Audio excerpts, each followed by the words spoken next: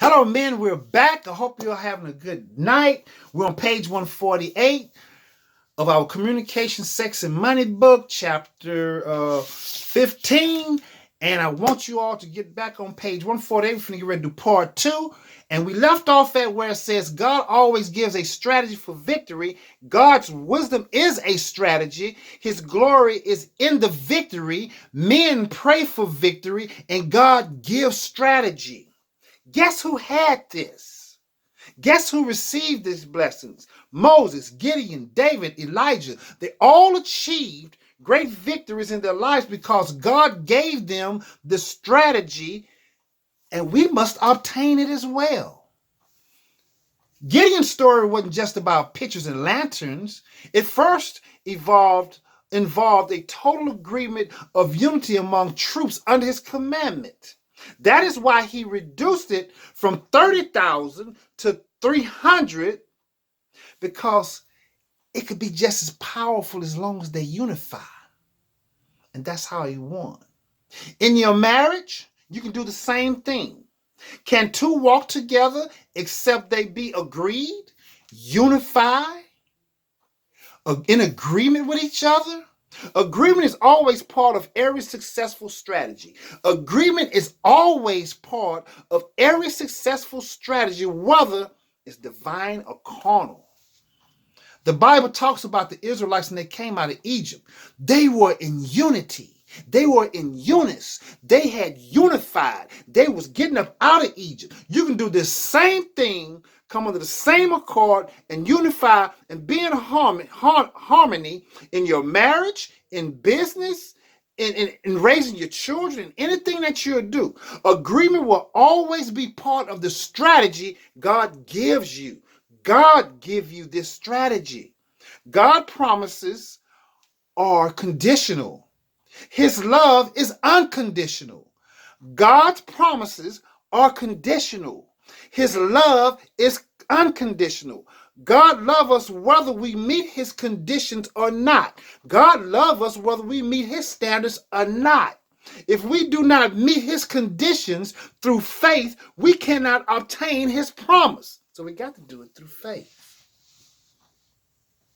That's why we got to get into his word, so we can learn how to have a relationship with him.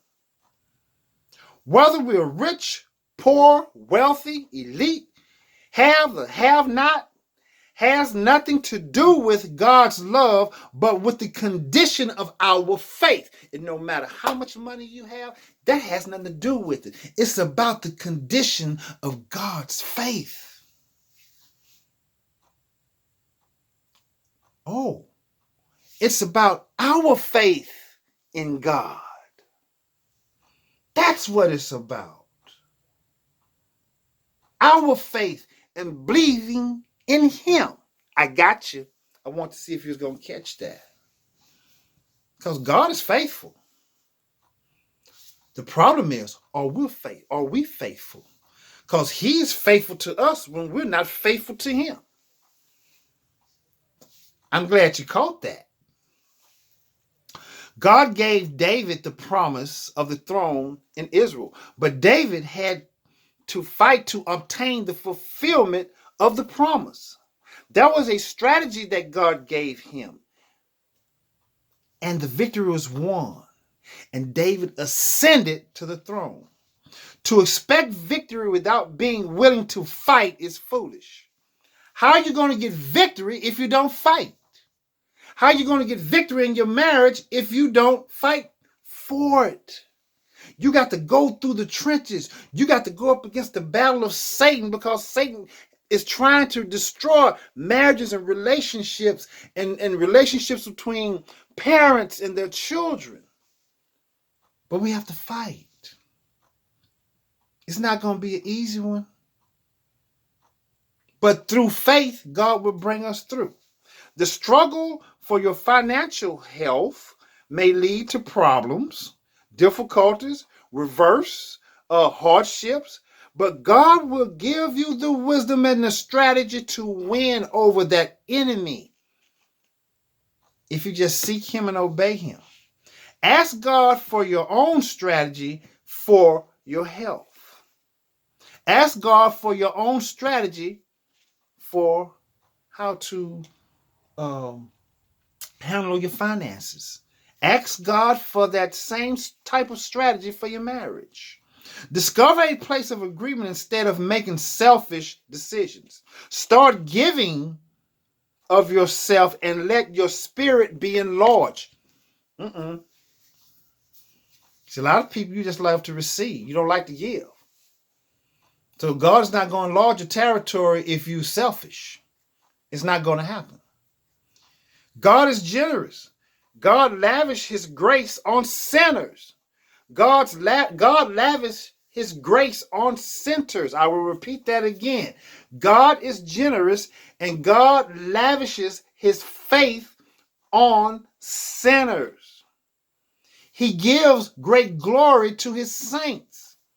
His forgiveness is a bounteous of his love. Great grace is given to his church. It is your Father's good pleasure to give you the kingdom. He wants to give you the kingdom. He's willing to give you the kingdom. All you got to do is say, God, here I am. I repent. I give up. This thing I'm going around on 610, it's not working. It's not helping me. I need your help. And it goes on to say, you don't have to convince God to give you what he has already said is good, pleasure to give. You don't have to convince God to do anything because everything God created was good. And whatever he give you is going to be excellent. Be godlike, be generous, be holy, be generous in spirit, be forgiving, be generous with God, with your family, with your friends, and with others. Gentlemen, thank you for joining in on part 2. And you all have a nice day, and may God bless you.